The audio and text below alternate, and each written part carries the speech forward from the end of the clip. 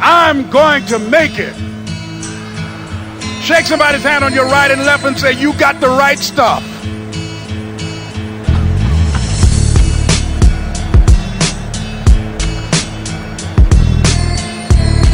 So yes, it's possible for you to live your dream. It's necessary that you associate with winners, that you work your system, that you are relentless, that you never give up. It's you. You've got to take personal responsibility. You've got to make it your personal business to make it happen.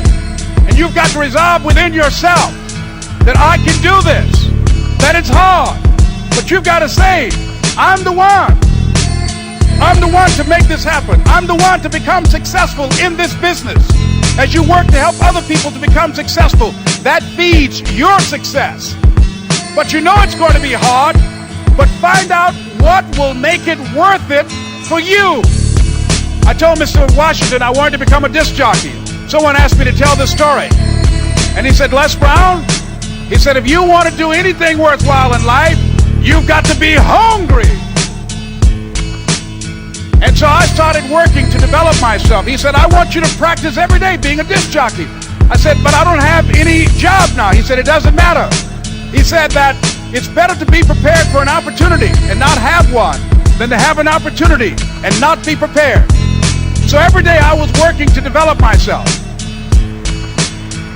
And that's what you must do.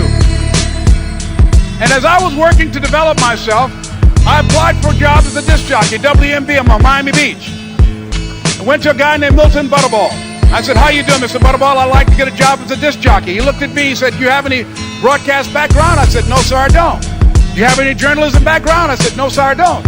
He said, we don't have any jobs available. I said, yes, sir. I went back to Mr. Washington and I told him. He said, don't take it personally. He said, most people are so negative, they will have to say no 7 times before they say yes. He said, go back again. So I went back again. I said, how you doing, Mr. Butterball? My name is Les Brown. He said, I know what your name is. What do you want? I said, I'd like to know whether or not you have any jobs at disc jockey, sir. He said, didn't I just tell you yesterday we didn't have any jobs? I said, yes, sir, but I know whether or not somebody got laid off or somebody was fired, sir. He said, no one was laid off or fired. Now get on out of here. I came back the next day. Hello, Mr. Butterball. How are you? He said, fine. What do you want now? I said, I'd like to know whether or not you got any jobs, sir. Didn't I tell you the last 2 days we didn't have any jobs? I said, yes, sir, but I don't know whether or not somebody got sick or somebody died, sir. He said, no one got sick or died. Now don't come back here. And she said, it's not our intention to satisfy our customers or to please our customers. Our intention is to amaze them. It's necessary, if you're going to compete today, that you look for ways to amaze your customers by being one of those individuals that keep your commitments, that keep your word, that's relentless. It's necessary as you work with the people that you bring into your organization, that they see that you are a good example of a person to work with because you model integrity and determination and ambition and truth and honesty and the way in which you conduct business. The next step is, that is you. That is you. That no one can do it for you but you. And even though you face disappointments, even though you will experience some setbacks, it goes with the territory. You must understand that. I remember I was playing a game with my 9-year-old son, John Leslie, and I beat him 10 straight games in a game called Connect 4. And finally, I said, John Leslie, I'm bored. I don't want to play you anymore. And I got up. I said, I'm ready to go to sleep now. And repeat out to me, please. Let's say this together. It's not over until I win. John Leslie said, no, you can't go now, Dad. I said, why? He said, it's not over until I win. That was his attitude. We sat down and we played several other games. And finally, after the 11th game, John Leslie won, and he got up and he yawned. And he said, I'm ready to go to sleep now.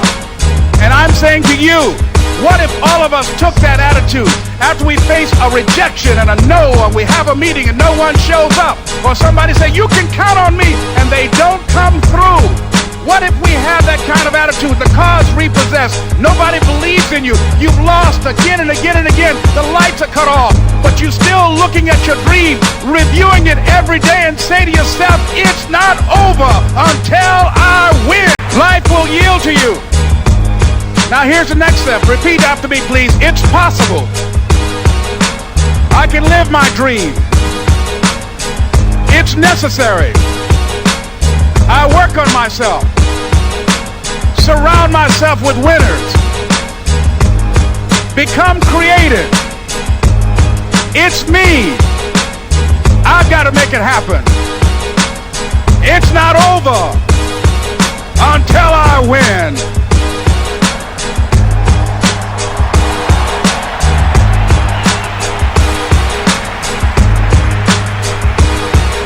The next thing that's important to know, yes, it's possible that you can choose your future and direct the course of your life as you run towards your dream. It's necessary that you have goals, that you write those goals down, that you plan, that you think constantly of how you can begin to improve what it is that you're doing. If it's your presentations, if it's your recruiting skills, whatever that is, it's also necessary that you look for ways to always find a way to pull it out when everybody else thinks you're defeated. That you've got to take personal responsibility to know that in order to become successful, you've got to make it your personal business to do it.